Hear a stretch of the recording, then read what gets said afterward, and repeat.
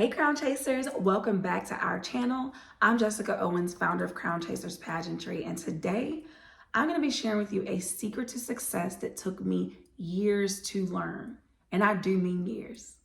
Now, before we jump into it, I'll share a little bit about my pageant journey, which started in 2004. Now, my first competition there were 50 contestants, and out of those 50, I placed in the top 10. I really thought that I was about to just speed walk through my pageant journey. And over the years, I competed and got first runner-up and second runner-up and third runner-up, or didn't place at all in so many pageants across a couple of pageant systems.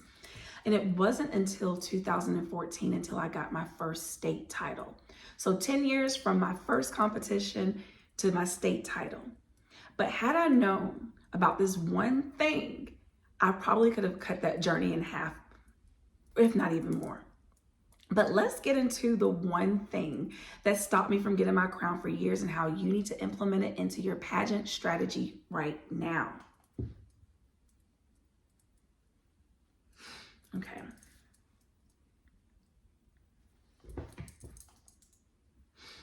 All right.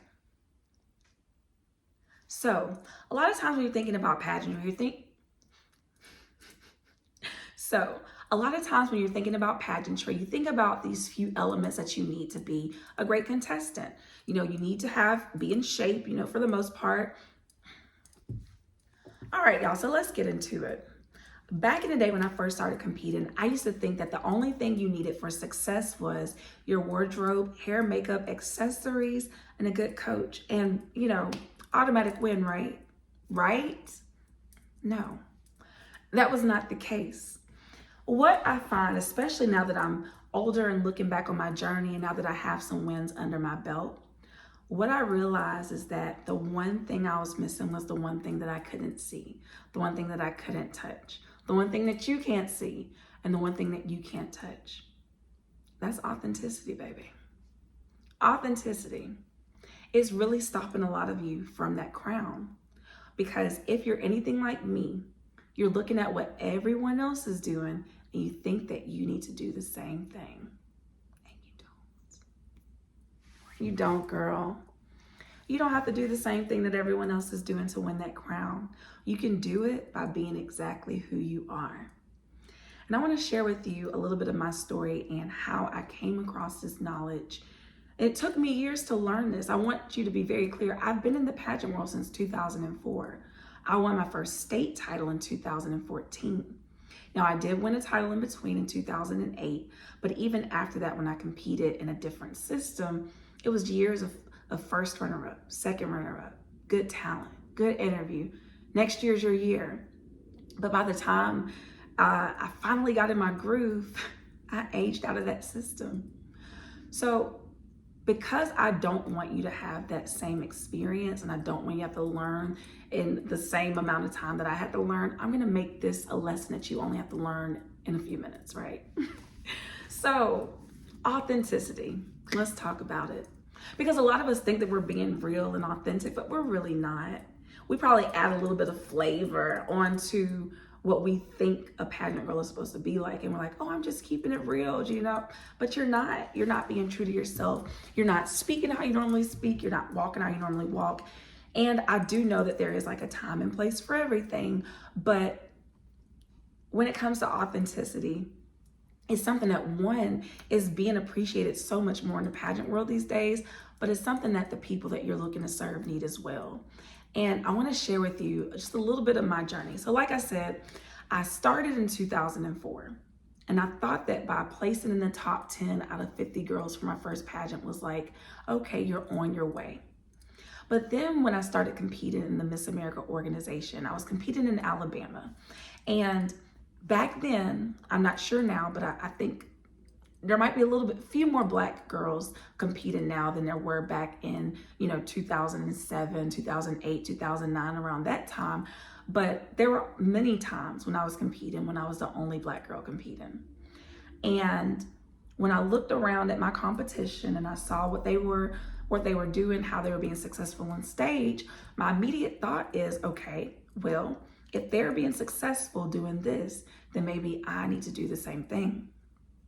So when it came to gowns, when it came to hair, when it came to accessories, I would say, okay, well, I need to get this type of gown. You know, maybe I need to get my hair, you know, let me get me a weave in.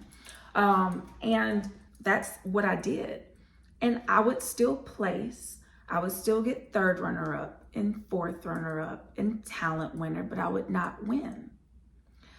And I did not really grasp onto the need for this authenticity on stage, and not even realizing that I wasn't being authentic on stage until it was time for me to age out. And that is such a bummer, but we're not going to live in the past. But being authentic to who you are helps you awaken the queen that's already inside of you. And what you don't understand is that you have to be the queen before you get the crown. Let me repeat that. You have to be the queen before you get the crown. You have to be the queen before you get the crown. And you do that by being true to yourself, by being true and representing who you are in your community. But you're not going to do that if you don't have that level of self-awareness. So I really want to impress upon you all today to take some time and ask yourself who I am. Who do I want to be? How do I want to represent this title? How do I want to represent myself? How do I want to represent my family? How do I want to do it? Not how this pageant organization wants me to do it, not how the current queen is doing it, not how former queens have done it, but how am I going to show up? And is this true to myself? Because you don't want to just be there putting on a show. You don't want to be there just because when you are not being authentic to yourself, it's like you're playing dress up. You know, like you might as well be in your, you know, like when you were growing up and you put your mama's clothes and your mama's heels on and you'd be stumbling around the house.